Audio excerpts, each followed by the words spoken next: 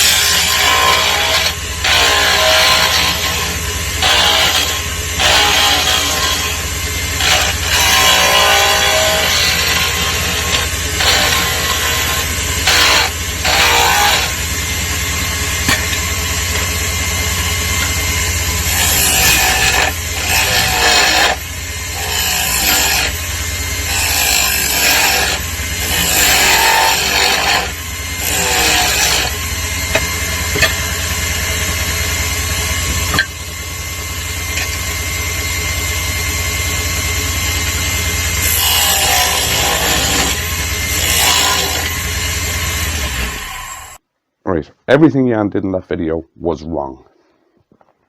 His tool rest was too high. His tool presentation was wrong. He committed the cardinal sin. He put a spindle roughing gouge near a bowl. You don't do that. He also put a skew near a bowl. You don't do that either. Ever. To be quite honest, Jan was lucky he didn't lose a finger or worse. Right. Now we'll go through my method of hollowing a bowl. Other people will have different methods, but what you will find is all of them have the one thing in common. It's about doing it safely. So the first thing I'm going to do is face off this.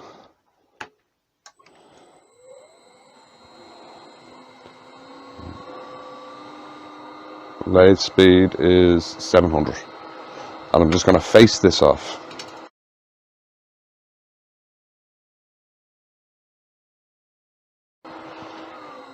Now I have a flat face to work with. Now I'm deliberately actually turning this slow. I would normally turn a bowl to hollow it at over 1000 RPMs, but I'm doing it at 700 to show you you don't have to turn your lathe up full to hollow a bowl. Right. Now, to make things easier on yourself, mark the outside to the width of the bowl you want. Right, I like chunky bowls, I don't like really skinny ones. Right, so that is just giving me a guide as to what I want. Now, tool presentation is everything. You follow the bevel. You point your bevel the way you want to go, especially when you're starting a cut. This hand provides stability. Right? This hand drives. Right? This hand steers the gouge. Right? So you go in, right? Point the bevel the way you want to go, and then turn the gouge. Right? So I hope you can see that. What I'll do is I'll move the camera in a few minutes to give you a better angle at this. Right? But you point the bevel in the direction you want to go, then turn the gouge, and your cut will just come. You don't need to put much pressure on it. Right? Right? But always riding the bevel. Bevel contact must always be maintained.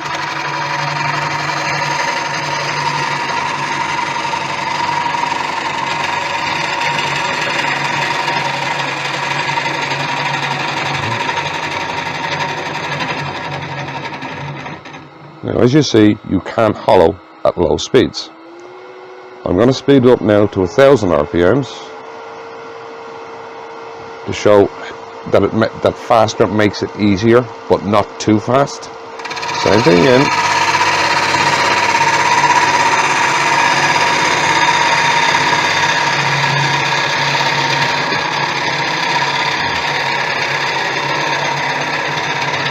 Now remember, when you get to the inside there, you've got slower moving wood, so you need to give it more time, so you need to slow your cut down the closer to the center you get.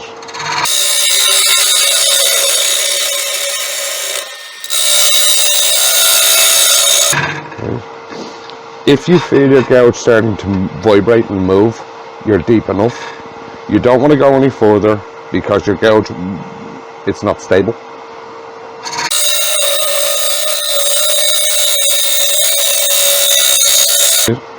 I like to leave steps in that because when I move the tool rest, it gives somewhere for your gouge to purchase on for your next line of cuts.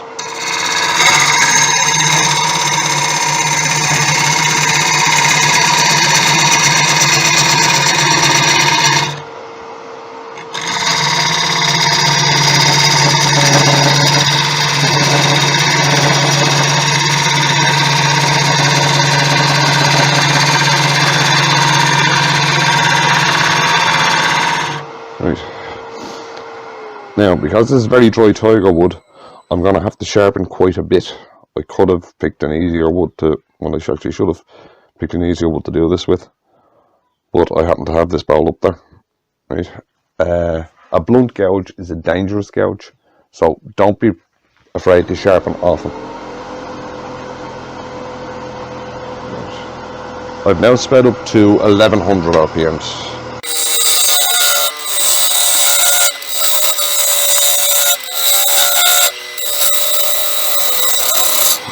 Now I've moved the camera closer so you can see the tip of the gouge, I hope. and down so you can see the tip of the gouge, right? Bevel the way I want to go, which is into the bowl, and then turn.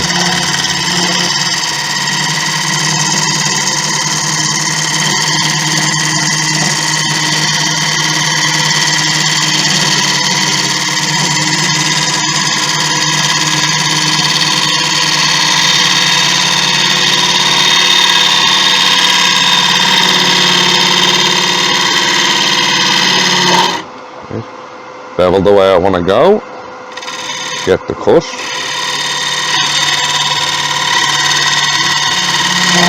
and then turn.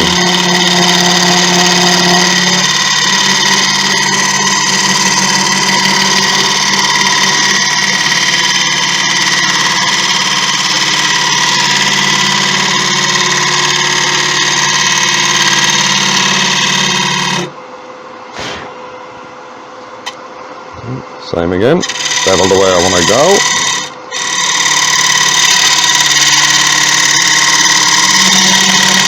and then turn.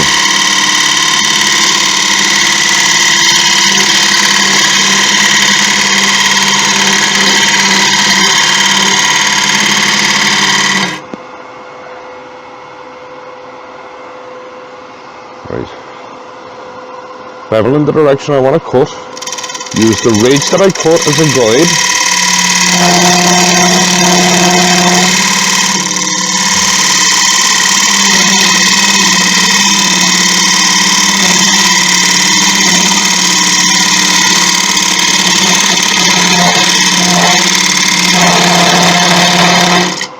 And just gently turn.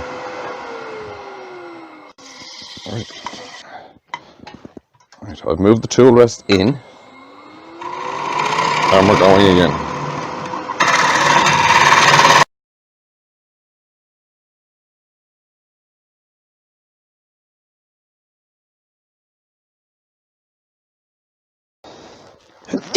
Right, just need to take a break for a second. If you are new to turning,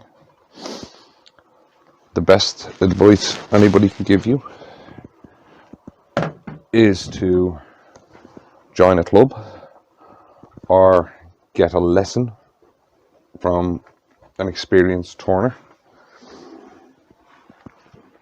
Jan didn't do any of this. He just picked up the tools and went for it.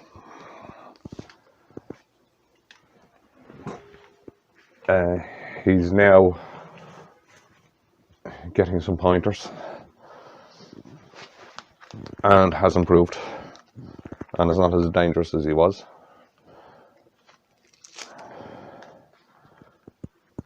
But the best advice you're going to get from anybody is, if you can, join a club.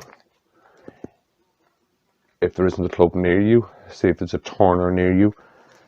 Normally we're only too happy to help out.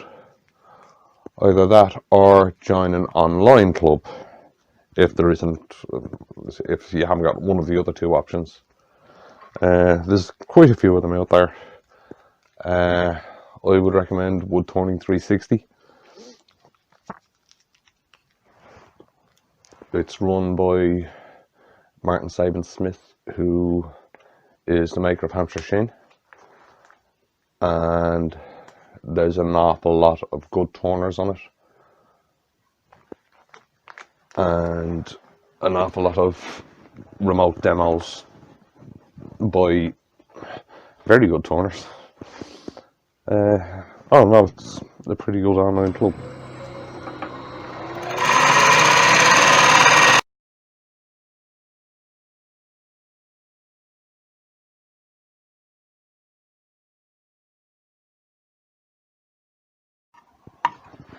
Now, you will see that the ball seems to have developed a wobble. What it actually is as you're taking the centres out of balls, the wood, the stresses that are built up in the wood relieve, and the wood moves. So what you do is you do it in sections, right? You take out here, I've actually gone a little deep here to show you this, right, to show you the wobble. You take out here and you bring it down to size, and then you go deeper and you bring this down to size, and you go and you work your way down like that. Now, if you watch it here, just listen to the gouge. You hear the bounce? Right, out on the side here, it's warped. You can hear it bouncing, but if I go down deeper here, it's not bouncing.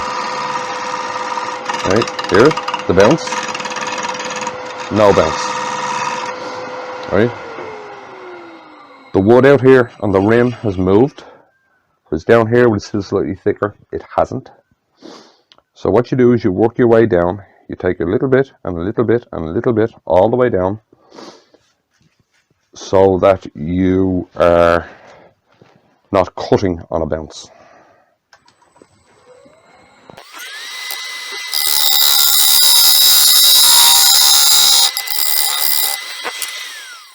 You check your wall width. I prefer using my hands to check a wall width because you can feel your fingers move apart. You can also use the calipers if you want. I just have preference for using my hands, and that's about right. So move the tool rest in again. Check you're clear. Right, and go again.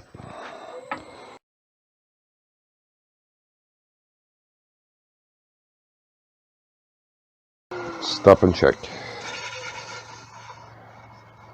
Yeah, that's good. Now I need to work a bit more on the outside, so I move the tool rest closer to the outside.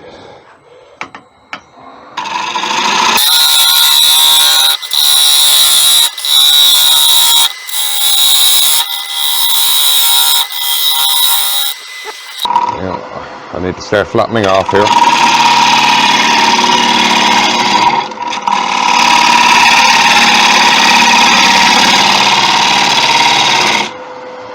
Because of the design of this bowl, it has almost a flat bottom on it.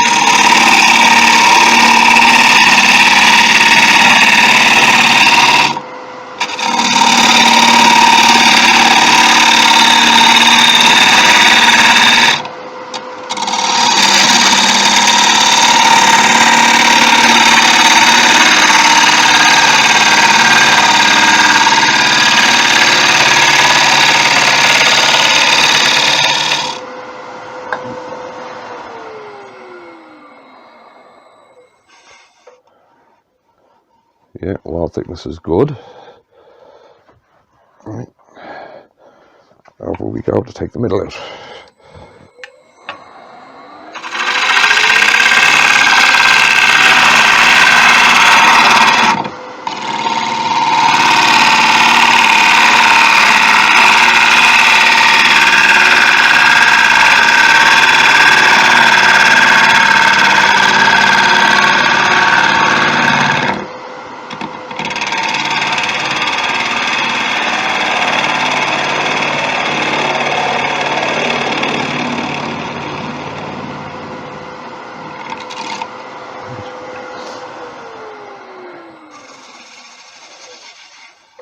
Yeah, there's the rough hollowing done. No, it's not. I need another cut just there. I can feel a bump.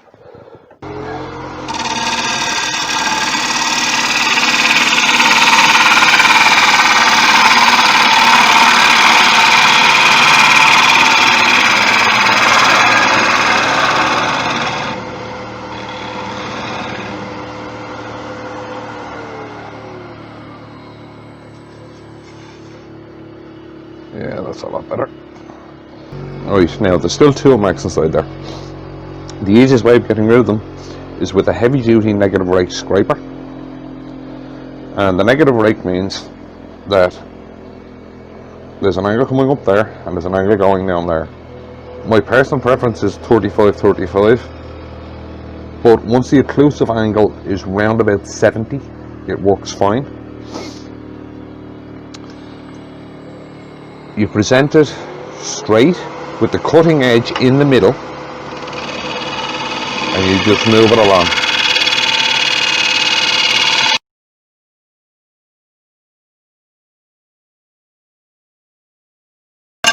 Now if you get a bounce like that, slow the lathe down. right?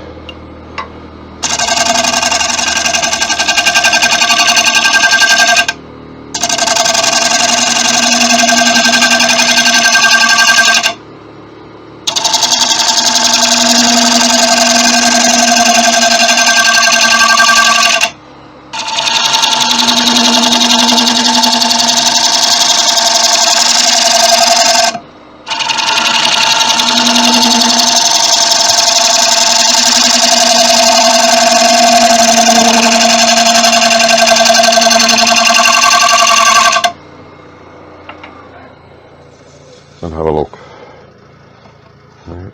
The negative rake scraper really does do a nice job, but I've still got a problem there, so do it again.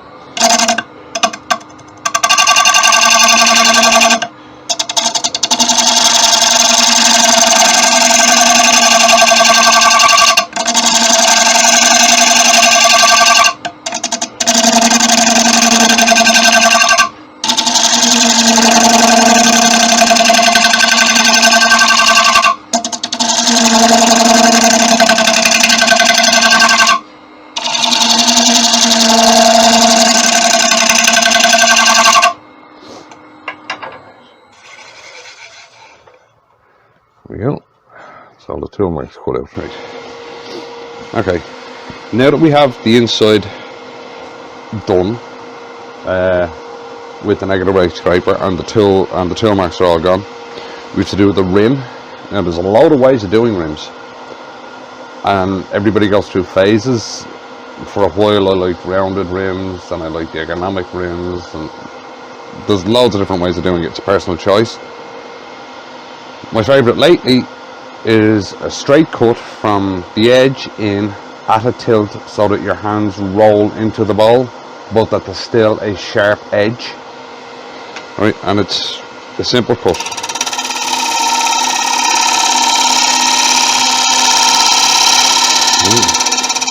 Slowly from the outside to the inside.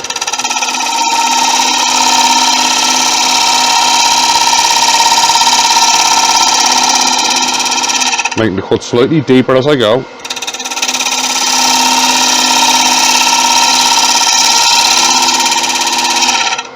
So that it tilts in. And there we have it. Right, now it's just a case of sand and finish the inside. Right, just when I'm putting the final polish on this, I want to thank Jan again for allowing me to use his video. He knew what way I was going to use it as well. I didn't spend a lot of time analysing Jan's video, for a simple fact that you could spend a whole day analysing it. I'll just take from it that for that 3 minutes and 15 seconds, do not do anything that you've seen. Because absolutely everything in it, from the position of his tool rest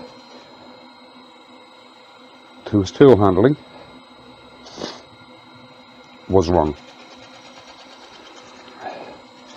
You could hear the frustration in Jan's voice during the video. And frustration like that is something that will turn you off taking up the hobby.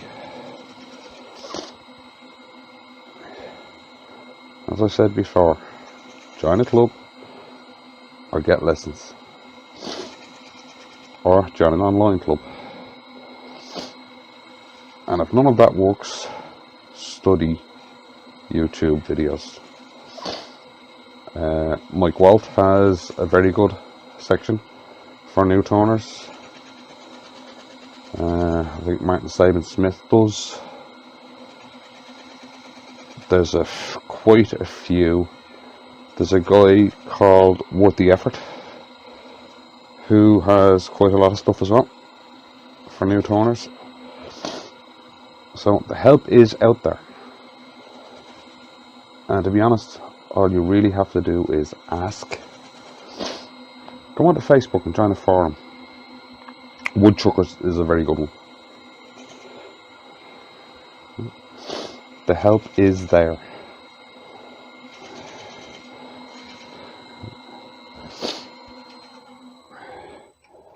And there she is, finished. Now with tiger wood, the stripes go darker after a while. So if you're ever using it, don't be too worried if it isn't dark when you get it. The stripes do come.